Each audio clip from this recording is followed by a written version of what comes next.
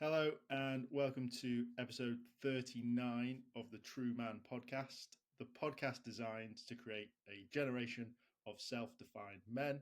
Today, I'm joined again by Darren Brookes. Darren, thank you so much for being with me. How are you doing today?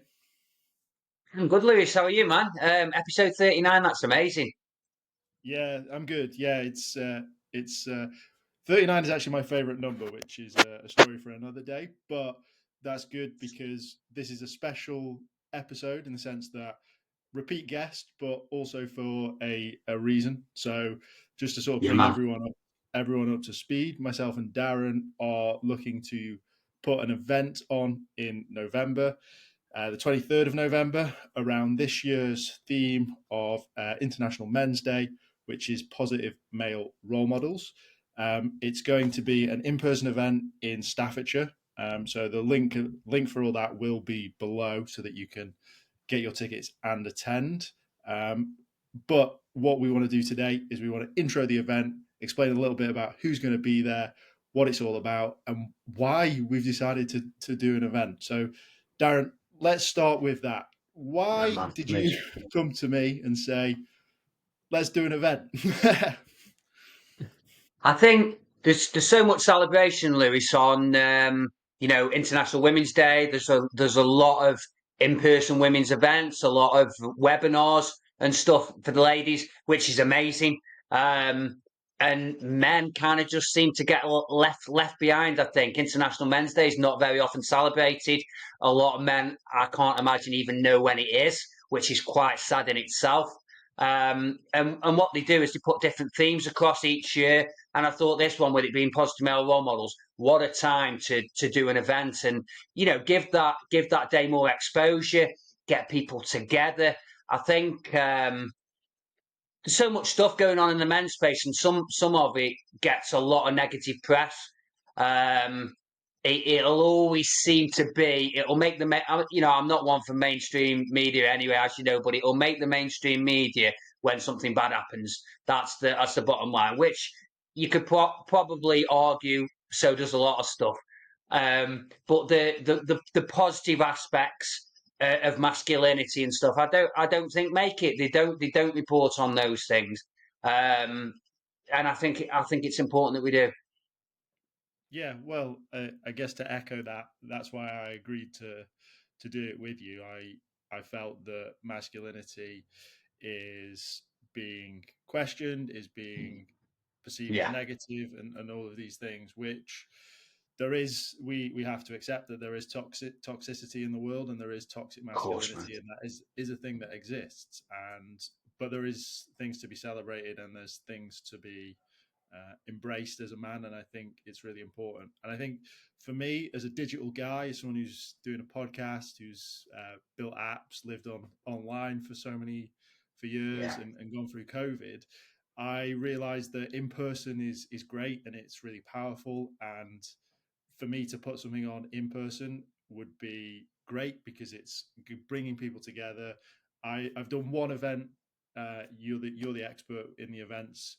I had 14 people there, and it was great to sort of see awesome, men talk about men and do those sort of things. But why don't brilliant. you tell us a little bit more about your events and sort of the positivity that you've seen from that side?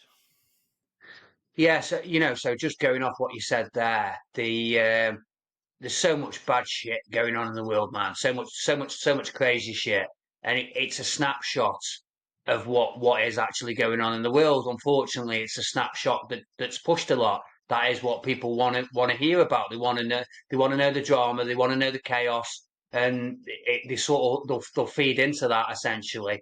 And that stuff will always be going on. However, there's also all these amazing things going on in the world that are very not reported very often. I can't recall the book, but there was a book that was written, and it was on like teenage pregnancy, hunger, and it was all these statistics, and it was whether over time you thought that all these issues have got better or have they got worse. And you did a little quiz at the beginning. Um, and I feel that I've got quite a good outlook on that. And she says the girl who showed me the book, she says you've done really well in that quiz. That's quite a high score. but it was higher than what I scored, and it was like most of these things had actually improved. Yet when you see him on a 24-hour news cycle, it looked like they'd all got worse. And they hadn't, teenage pregnancy had dropped, like there was less people starving than there used to be. So all these sort of positive things had happened. But if you looked at what the mainstream churn out, you would think that, the world's completely going to shit. So that, I think that's important to highlight, like that there's always good stuff going on. And there's also some of the people that I suppose are painted as bad people, or painted as like the villain in the mainstream media a lot of the time, are also doing good work. I saw through a lot of the COVID stuff, some of these guys that they painted as the villains, when you actually looked at what a lot of these people were doing, it was for the greater good of humanity. But the mainstream, whatever their agenda is, I think it's hard for people to suss out. But they want that. They want that spot. They want that clickbait. They want that sort of terrible sort of headline, so that you click in and you delve in a little bit further. And a lot of the time, when you do delve in, and you read the article, it's never as bad as what the headline was anyway. But you've clicked on it there, so you've just paid them. But yeah, on the events front, I run events for men. It's called Seat at the Table. What I try and do, Lewis, is actually I had this vision a few years ago of kind of bringing personal development to Stoke-on-Trent. There wasn't a lot of personal development stuff going on in Stoke-on-Trent at the time, and part of that vision was to have non-professional speakers, really, or people that really had a good story to share, but weren't necessarily your typical speakers. I think when you see some of these guys, like in the coaching world, like Tony Robbins and people like that, what they're talking about can seem that far away from what the normal guy is, that it's a bit like unrelatable. So I put a Dreams to Goals event on in 2020 at the not the Quality Hotel, the hotel on Festival site, which is now the Hilton, the Moat House. And good event, went really well. It was two guys. It was actually Chris from Feasted, who's going to be speaking a little bit at our event, and another guy, Chandler Jones, who were, for want of a better word, they were normal guys that were doing well in their fields. They weren't professional speakers. And the event went down really well. So the idea, was to put another event on. I had the next event booked in, then the world closed down, so that event was cancelled. In that time between what was kind of going on, in that time between doing that event and what was sort of going on in the world over that period of time, my work was gravitating more towards working with men. And one of the things that I saw from COVID was, despite what people's views are on that, is I saw people that were like melting down, basically, Lewis, really crumbling. And I saw other people thriving, and I saw other people mentally getting better. This was sort of seen through social media. And one of the things that I thought at that time is I was running a dad's group with Alice Charity, which was ringing the guys each week. And that was a lifeline to these single dads. Somebody was ringing him every week, and then when we did have the opportunity to catch up, we did catch up once a month.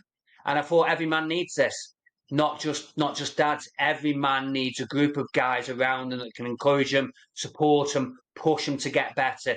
So the sort of concept of Seat at the Table was born from that. At that time, I didn't really do anything with it. It was just kind of growing in my mind, I suppose, if you will.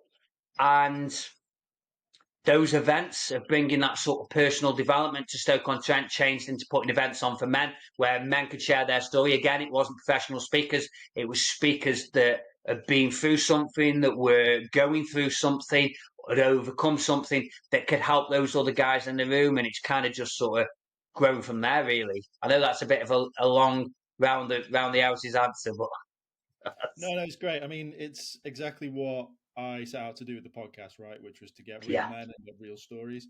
And I think it's really important. I guess for listeners outside of the UK, really, Stoke is not the greatest economically. It's not exactly an area that's thriving, and that is due to a number of reasons. But that obviously creates its own issues as well. And I think when Definitely. you're trying to get away from the bottom or rock bottom, or you're finding that thing, it can be demotivating to tune into a Tony Robbins or a Joe Rogan, Yeah, who essentially are millionaires with their life together.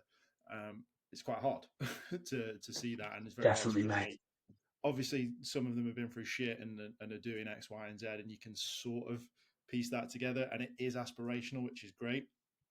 But I really like those raw conversations, those truthful conversations. Another thing as well is, like, I think we'll get onto this, but as you get older and as you sort of mature or change your path, things come into place that are more important. So that might be family, that might be job, whatever it Yeah, might be. And your perspective of success changes. And it's always good to hear from other people that are successful in a different way, that isn't just material or financial or status in the sense of X amount of very million of true. followers. I think you can, well, this ties in beautifully to what we're talking about, right? Role models are everywhere. Models can be everywhere, and you need to pick and choose and find who they are. So yeah, it really resonates with me, and Yeah, that's I guess that's one of the reasons why we chose Stoke, right? Was that it's basically almost crying out for this sort of event where men can get together, because it's almost rarer that men would get together outside of the pub, really, in this space. yeah. The pub and the football, mate, isn't it? That's the thing, and that that what we've got in Stoke is probably emulated in a lot of the towns in the UK as well. You go into the cities and it's a different story. There's it's a lot more multicultural. There's a lot of people with different sort of wealth backgrounds. Um, but in the smaller towns, it's like the sort of cities are thriving and the smaller towns have been forgotten about a little bit, isn't it? And yeah, touching on that again, I think what because Tony Robbins and people like that, they've come so far from where they were. I wouldn't say they've forgotten have forgotten where they were, but they don't talk about where they were because it seems so far away from where they actually are now. I did an interview, well, a sort of discussion, a sit down chat with a guy who's in Ireland, and he had a painting commissioned by Conor McGregor. But he lives in a big house now. He's got a nice life, but he's truly not forgotten about when he was in the depths of addiction, and he put his trainers at the end of his bed, and he was like, tomorrow I'm going to run. And he did. He put his trainers on. He went out running. He said there was people stopping the cars because he looked that ill and he was chucking up in the street. Are you all right, mate? And he was like, not really. But he kept on doing it. He kept on doing it, and he still talks about it because it's still fresh in his mind. And he says it will never not be fresh in his mind. And I love that. I love people that have sort of, burnt everything to the ground, but they're slowly building it back up and just sharing those little tips with other people that can help um, is so powerful. And I think my brother always says this, but when it's somebody that you know or somebody that you're a bit close to, it just hits different, doesn't it? Yeah, it does. Yeah, It just hits different than seeing somebody on YouTube, or when you're actually speaking to that person yourself. It really sort of it hits you different and kind of makes you feel that like anything is possible. yeah, definitely. I like that. I like the. It's almost like finding role models for where you're at and what you're trying to achieve. Like, I Definitely, mate. think one thing that I'm really pro is people that are proactive and are pushing themselves and want to reach a level, but I want people to reach a level sustainably. I think Right. get rich quick, um, abs in 6 weeks, whatever the Yes. crap is Just online, writing about that now, actually.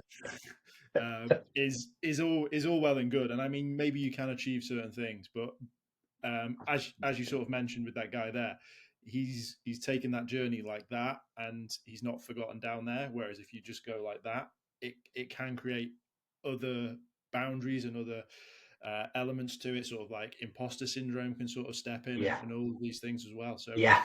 for me, I like sustained building blocks of success rather than trying to find a shortcut and trying to get there. Because you'll agree with this, I'm sure. The answer isn't the end goal; it's about getting to the end goal in inverted commas, which over periods change and over times change, which is sort of goes into what I want to talk about next, which is if we look at the word role model, what does that mean to you right now?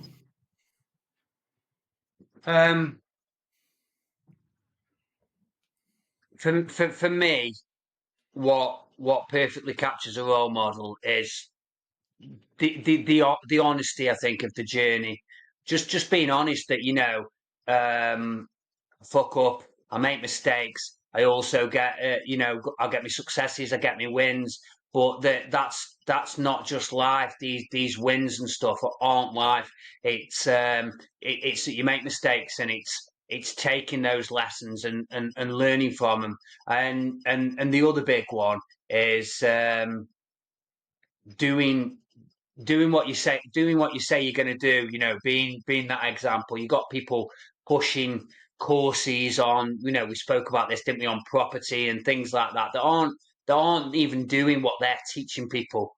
They're making the money off these programs that they're selling. It's not something they do. And the two people that I follow quite closely, who I suppose you would class as like minor celebrities, is like Andy Frisella and Sean Whalen. And I follow those two guys purely for that reason, that they're honest about the flaws. They're also honest about how difficult the journey's been, and have not forgotten about it and still talk about it, even though from an outset they're doing financially well. So, yeah, to break it down, role model is somebody that's honest and authentic. I think that honesty and authenticity is important. I fucked up. Did This is why I did, but this is what I'm going to do about it. This is what I'm going to learn from it, and trying to be what you want to see, especially if that's like in your children. What you want to see. If you want, if you want honest children, be honest. If you want kind children, be kind. If you want fit and healthy children, be fit and healthy. Try and be what you want to see. I think that's essential. And we live in a sort of in an information world now, where information for everything is at our fingertips. We can find out about anything, but sort of digging for those golden nuggets sometimes can be difficult when there's so much people trying to tell you something rather than actually give you an honest portrayal of how it's going to be. One of the things that Andy Frisella says that resonates is like, he says this entrepreneurial journey, it's going to be tough. You're going to lose friends, you're going to do family. He says, try putting that in a course. Nobody wants to buy that. No, nobody wants to buy that for $200 or something, because you just told them the blatant truth. People want that shortcut to success, like you say. They want the quick abs, or they want the quick business, or they want the crypto drop that means they haven't got to put any hard work in for the money. They want that quick fix, and those people aren't going to be your role models who are offering you a quick fix, because there's no such thing. No, there isn't. I mean, people can get rich quick, right? But it's not common, and it's not packaged in a It's not common, is it? And a lot of the time when you see it, 12 months down the line, come back and check in with that person and it's all gone. Yeah, it's true. It's very true. I think for me, where I'm at right now, so it's weird, right? Because when I first got into entrepreneurship, we were doing this thing about mentors, and I remember speaking to this guy who was a mentor, and I said, I can't be a mentor because I've only been doing this for X amount of months. And he said to me, well, all about XYZ. At the time, it was what was coined growth hacking, so social media and sort of going down that route. And he was like, that's invaluable to someone. So the fact that you know that now, but you've only been in business 2 or 3 months, doesn't mean that you're not technically a mentor. And I think that sort of goes back to what I like, the role model, and like it's quite hard to feel yourself as a role model, but all of those things that you say, when you have kids, it's a lot easier to say I'm a role model now. But as a man who wants kids, who wants to have a family, who wants to do all of those things, I have to be thinking about that, and I have to be acting in accordance with that now. So like, Yeah. for me, the people that I seek out as role models are people that I gain encouragement from, that are doing well within those areas that I want to do in, because I want to see how they Definitely. got from there to there, because they didn't become that over the 10 years that their child's been alive, or 3-4 years, whatever it might be. They've obviously gone through some stuff and like that. So it's always looking at people ahead of you in certain things. So like, I'm in my 30s and I've not got kids, but there are people in their 20s who've got 5-year-olds, 10-year-olds that might be Yeah. the greatest like parents in the world, and they're worth sort of looking at. And as we talk about this positive male role model, it's like, what do you want to be now, and what do you want to be in the future, and bridging that gap, and not looking at extremes and going, well, I want to be Joe Rogan in 15 years. Well, what do you want to be in the next 2 years, 3 years? Where do you sort of see Yeah. yourself? Find those stepping stones, because that's where I think personally, that's where I think you trip yourself up. Like I've fallen foul to many a get rich quick sort of scheme and process, and Yeah. trying to sort of emulate something that is some guy with 10 million followers or whatever it might be, and you're thinking, oh shit, this guy's in his 20s, I need to be ahead of this Yeah. guy, or I need to catch up with him. But as I've sort of grown up, as I've aged, I've realized that it's about finding the people that you resonate with, and taking bits from, and sort of tweaking it, and going from there. Is that something that you echo, or have you got a different thought on, I guess, picking role models? I think what you're seeing with a lot of these people, I certainly wouldn't say all, but is that they're being authentically them. So if you see Joe Rogan and the following he's got, he's authentically Joe Rogan. He sat down with his mates having conversations, and we're like, somebody's like, we need to record this, and he's like, well, who'd want to listen to that? And that the probably at that time that people were saying, oh, people want short-term content.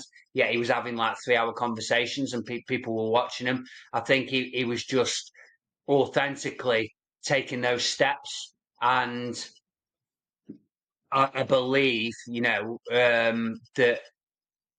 that will happen for everyone. It might not be in the sort of financial sense, but that feeling that you're on the right path and you're doing what you do, I think comes from that authenticity. And yeah, I've done exactly the same as you. I've posted content and stuff. I've looked at people and thought I need to post my content more like this. Trying to emulate what somebody else is doing, and it just doesn't. It just didn't feel right, and it didn't feel right because it wasn't me. So just being more who I wanted to be, and do my own thing. It feels good. I think it might take, it's going to take you a certain point to where you get to that point where you think, oh, I'm successful. But then what does that look like? Is that, as you said earlier, Lewis, is that financially successful? Is that just feeling great and being able to do what you do? It's funny because a few people are sort of on the finances level, and I've heard quite a few people say this, that you're financially successful when you can go out for a meal and buy all your friends a meal at whatever restaurant without worrying what the bill's going to be, and anything after that is just money or just things. And when you see people speak about buying that car, what they've always wanted, they get it and they absolutely love that feeling. Then the next one is just like, a bit like, well, what now? I've kind of got that one that I wanted, which sort of touches on again what you said earlier about it's not the destination, it's that journey, it's who you're becoming as you're moving towards what you see that level of success is. Not not the finances. Who am I becoming as I'm overcoming that new obstacle, and who's watching? You don't know who you're inspiring by what you're doing on your journey, and it's just I think just keep taking those steps. but you see, if you look at it in boxing, Tyson Fury fights one way. Muhammad Ali fought another way. They're being them. They're not copying off somebody else. They're just being their authentic self, I suppose, and that works for them. You can't be somebody else.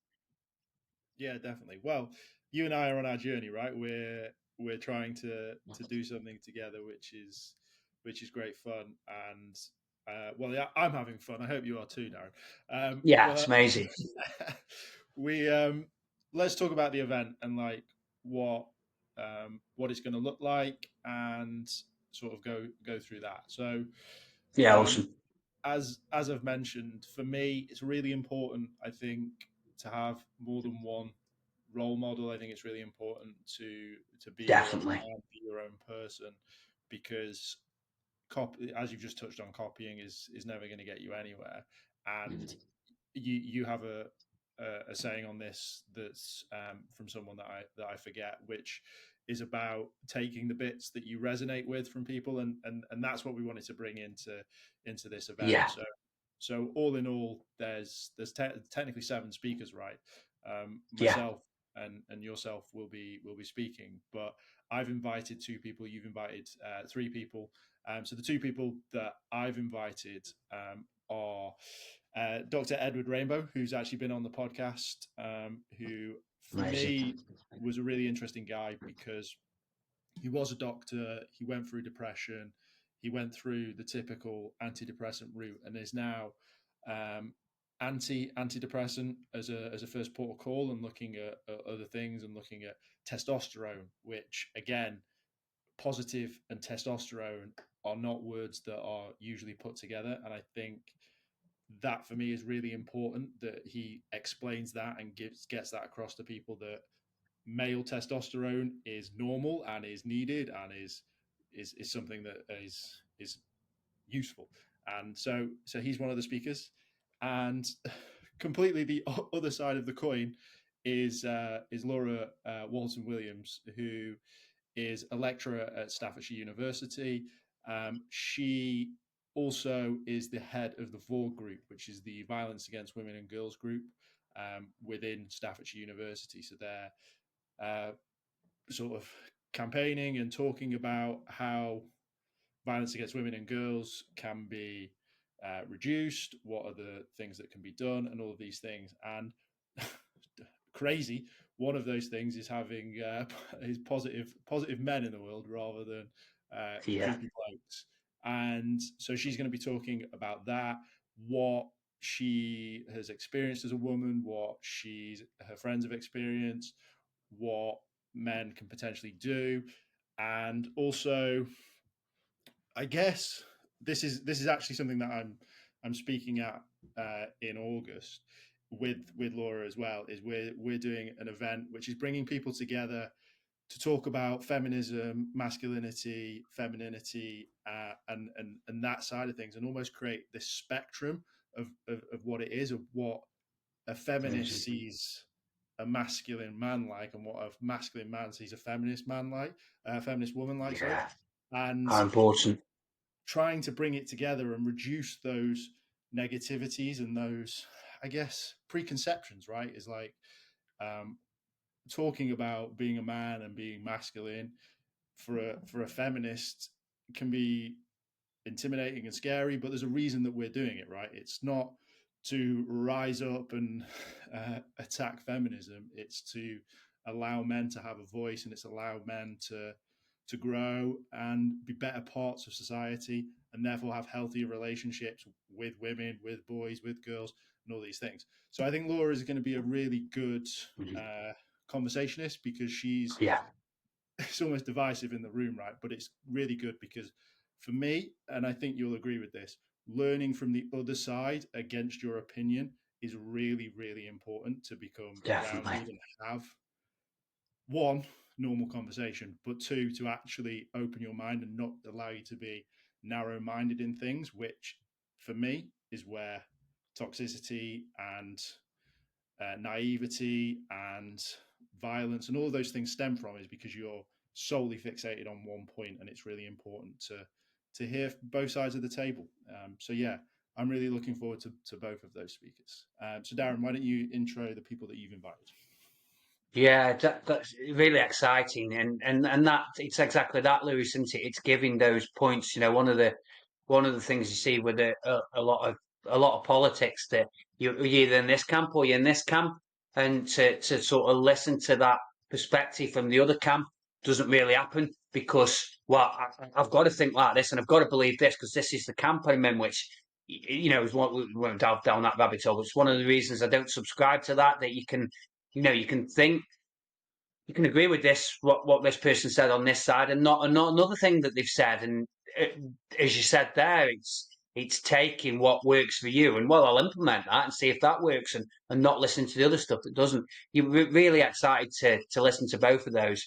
So we've got Chris, who, if people in the Stoke-on-Trent area, Chris Cohen, they'll know him from Feasted. Feasted are providing the food for us there as well. He spoke at one of my events a while ago about founder and family, and it was really juggling those two, juggling building a business and having a family. And they've also adoptive parents as well, so that'd be nice. I don't know whether that'll be his little take on what he talks about. And he just recently spoke at the TEDx as well, and that went down really well, and he enjoyed that. Then we've got Jamie Ike. He's got an online platform called Iconic Media. I did a documentary with those guys on masculinity. They really sort of pushed the boat out, and we'll talk about stuff that people don't want to talk about. They did a really important documentary on obesity and stuff. So they're willing to challenge certain narratives, and they're not scared to sort of speak about that on the platform, which is why it's sort of a subscription platform. Or also a dad and passionate about being a dad. And then we've got Zoe Clues, who's got Zoe Clues Associates, which is on Harley Street in London.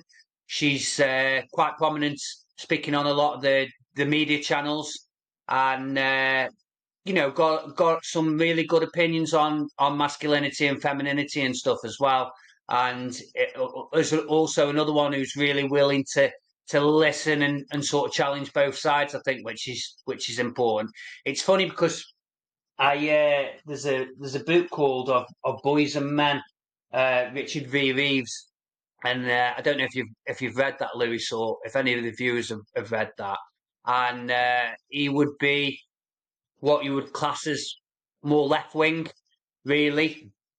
Got a lot of opinions and stuff that I don't agree with. But I read the book because I wanted to challenge me sort of thinking on certain things. And then I saw he was interviewed on Stephen Bartlett. And one of the things which is sort of so important with the dynamics of masculinity and femininity, one of the things that he thought his partner wanted him to be more of a feminist. So he was. And then he got the shock bombshell one day that she said to him, I need you to be more of a man. You're not being a man, you're being more like a woman, you're being more like a friend, you're being more agreeable, and all these things that he kind of thought that she wanted from him. She kind of wanted him to be the opposite in a lot of those ways. And they went to marriage counselling. But it was really interesting that he said once he'd sort of balanced that dynamic a bit more, and he started being more of a man, more of the man, the relationship kind of flourished. So we can told that you need to stop being a man and not be a man. And some guys will do these things that they think the partner wants, when really what becomes attractive is doing the opposite, which is why the masculine and feminine, why we balance each other out so well. Yeah, it's true. I'm excited for all three of those. Yeah, Chris obviously Amazing. TED, which is cool, and Jamie and Zoe, of course, which is going to be interesting. I really love our spectrum. Like even we have a great spectrum of speakers. We have a mixture of women, and I think it will be a really good event. I think it'll be a really powerful event. I think will Definitely. encapsulate the concept of positive male role models, and I think it will be something that people will really enjoy attending. I think one of Yeah, the and go on, sorry. Dan. so we've got the balance of the masculine and feminine there as well, haven't we? Which is one of the things that we were keen to get as well. To also get that balance. We both do a lot of stuff in the men's space, but this is an event for everyone. This is an event for women and men to come and just hear those different insights and hopefully take some real value away from it.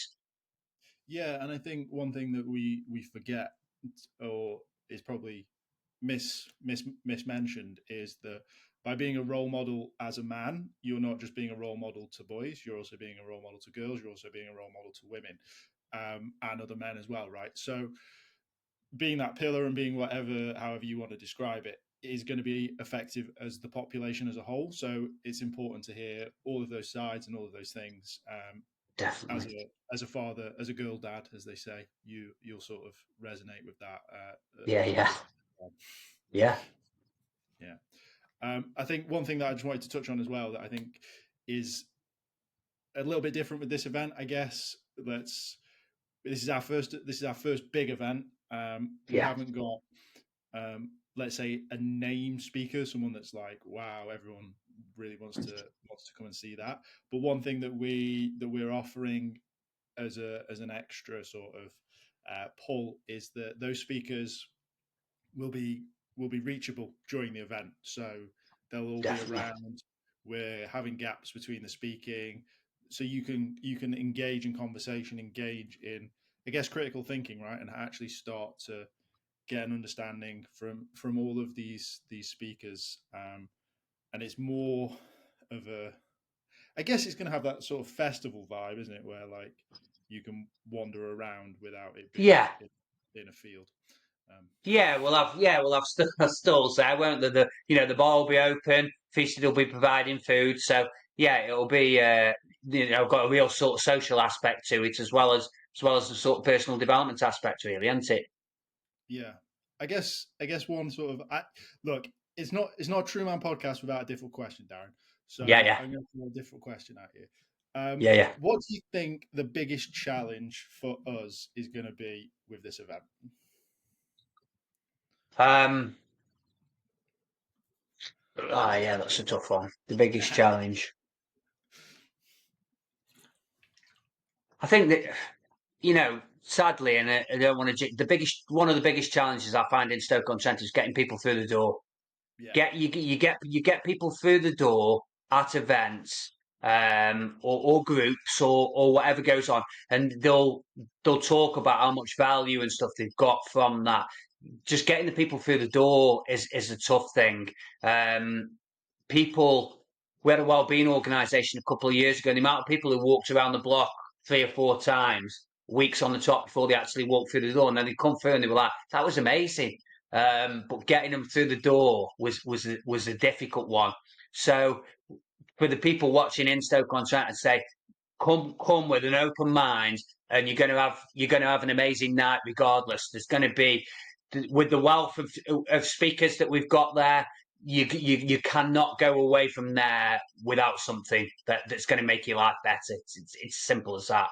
But the challenge I find in the area, yeah, is getting people across the threshold. yeah, definitely. Like it's we're newbies at this, and I agree. But no, I agree with your point as well, that we're the speakers there, and the value that you will get is definitely going to happen. I learned about, I don't know whether I've told you this yet. I learned about a new role that Andy's Man Club hired. It's Right. called a sweeper. Okay. So they stand at the door, and then just before the group session begins, they go around the car park and look in all the windows of the cars to see if there's any blokes Right. sitting outside there, and it's given Cracking them idea. something like 30% uplift in people attending, and Wow. like just knocking on the window, going, "Come on then, bud, you've come this far." And it's obviously Brilliant. like I mean, it's still a sad truth, but it's definitely changing. Men are not susceptible to these things. It is tricky to get them through the door, but you have countless testimonials. You've seen other people put things on. It's not hard to find people that have benefited from going to something that No. openly talks about being a man. And I think one thing that I've tried to echo quite recently, which I think is really important, is I think you touched on it as well, which is when that guy spoke to his partner and she said, I need you to be more masculine or more like a man, is it has real benefits on relationships. So whether Definitely. it's friendships, whether that's partners, wives, Yeah. whatever that looks like, by being able to have that open conversation or start that conversation. And I think this event is it's not intimidating. It's a large group, No. so that's probably something that we've not touched on yet. Is that we're aiming for over 100 men in this room. So it's not like Yeah. it's going to be intimate. It's not like it's going to be daunting in that sense. You're not going to be picked on to speak. So for No. me, it's a really powerful entry level event because you can taste everything that you want to taste. And then maybe you go and do something like an Andy's Man Club or a seat at the table, Yeah. or you subscribe to the podcast. All of these things would be great.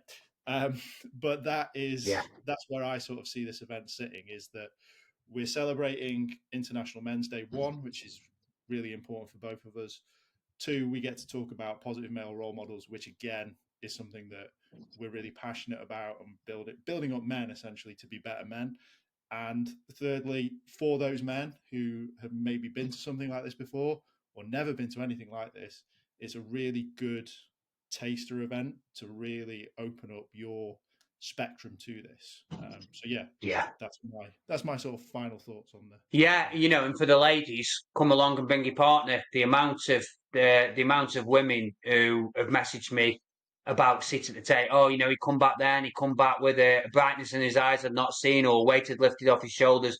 And I had another friend who he said, I don't know what my missus is trying to tell me, but every time one of your events is on social media, she keeps on saying, have you seen this? What Dazzy's done? Have you seen this? Well, I know what she's fucking trying to tell you.